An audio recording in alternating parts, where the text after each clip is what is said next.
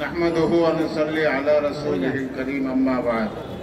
অত্যন্ত পরিতাপের বিষয়, যেখানে দারুল উলুম দেওবন্দ সহ সারা বাংলাদেশের সমস্ত উলামায়ে কেরাম, হিন্দুস্তানের বড় বড় আকাবির হযরত উলামায়ে কেরাম, পাকিস্তানের হযরত উলামায়ে কেরাম সকলেই যে পথ অবলম্বন করেছে, একটা নির্দিষ্ট গোষ্ঠী তার বিরোধিতা করছে।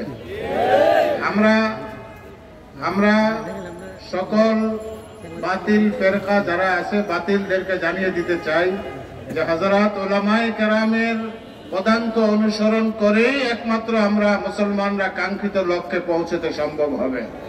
উলামায়ে কেরামকে বাদ দিয়ে যারা এই দেশে দ্বীনের কাজ করতে চায়, তারা তাদের কাজগুলি গোমরাহি ছাড়া অন্য কিছুই নয়।